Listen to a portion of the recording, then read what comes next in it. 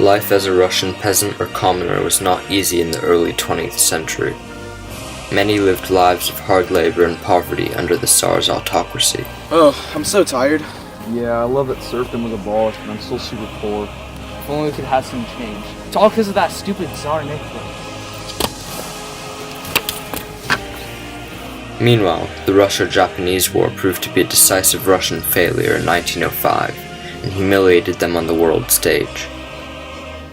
Later that year, a large workers' protest in the capital city of St. Petersburg led to the massacre of many workers at the hand of the Imperial Guard. We want Parliament. This massacre, known popularly as Bloody Sunday, sparked the Revolution of 1905, in which groups of organized Soviets and military led a strike against the Tsar's regime. One example can be found in the mutiny of Russian sailors aboard the battleship Potemkin for the revolutionary cause. Following the Revolution of 1905, Tsar Nicholas issued the October Manifesto and re-established Russia as a loose constitutional monarchy with the Duma as a legislative body. However, the Tsar would continue to limit Russian democracy and undermine the Duma in years to come.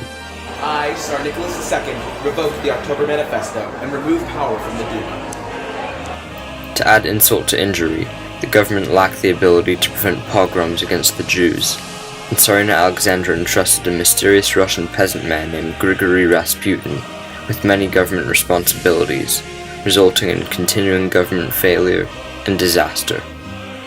In 1914, World War I started with the Russian Empire and the Triple Entente against the Central Powers.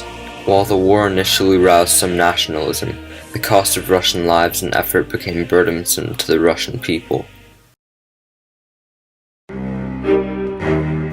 In 1916, a group of Russian nobles who were fed up with Rasputin's influence over the government invited him to a manor where they would assassinate him.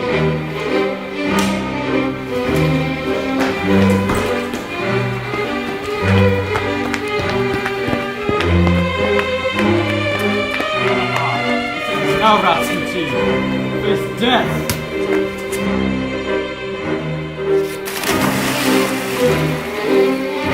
You think he's dead yet?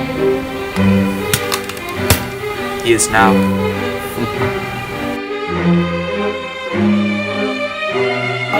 In 1917, the February Revolution strikes in Petrograd saw many Russian soldiers desert their posts and join the revolutionaries. Tsar Nicholas abdicated, and a provisional government was organized among liberals and socialists, though they were often influenced by the Petrograd Soviet, who had both popular and military power over the government. At this time, Bolshevik Vladimir Lenin returned from exile to inspire revolutionary action. He rallied the Bolsheviks with concepts of peace, land, bread, worker control of production, and all power to the Soviets. A secret police force was established by the Bolsheviks to round up political dissidents and counter-revolutionaries.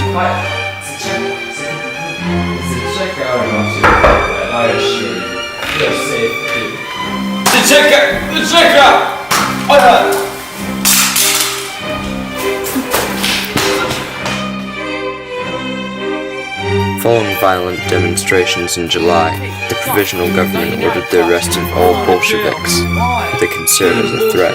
Trotsky was arrested, and Lenin fled into hiding again. Socialist Alexander Kerensky became the head of government, but was soon challenged in the Kornilov affair.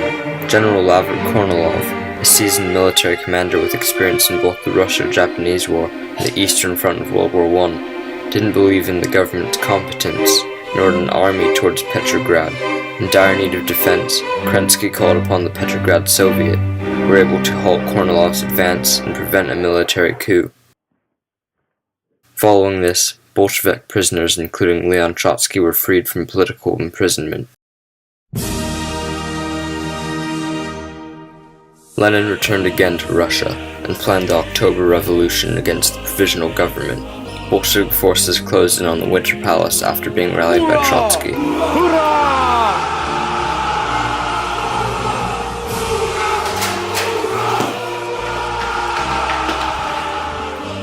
The Cossacks and the Women's Death Battalion refused to defend the provisional government and deserted. None of us want to die protecting the provisional government. We might as well give it away to the The Winter Palace was bloodlessly taken, and a new government known as the Council of People's Commissars under Lenin was established.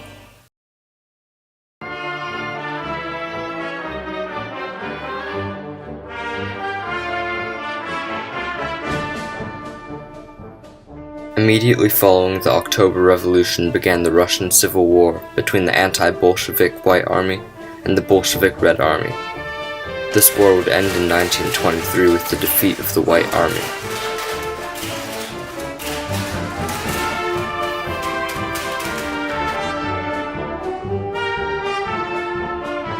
Lenin made sure that Russia exited the First World War with the signing of the Treaty of Brest-Litovsk. With this, the new Soviet government left the Triple Entente. In the early years, Russia was run under a war communism policy of total centralized communism. This policy helped the Red Army get regular supplies necessary to crush the White Army in the Russian Civil War.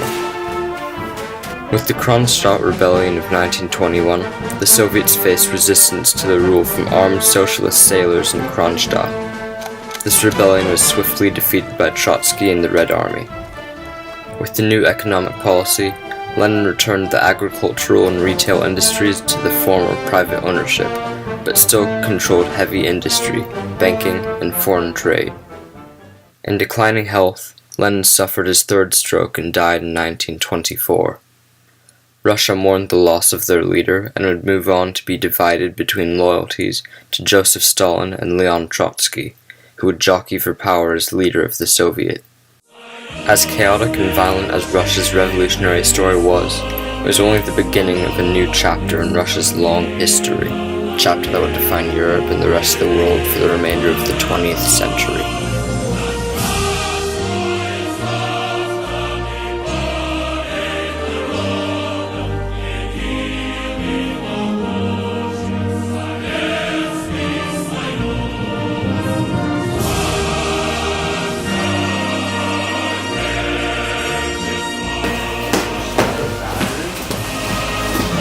Dude, you guys.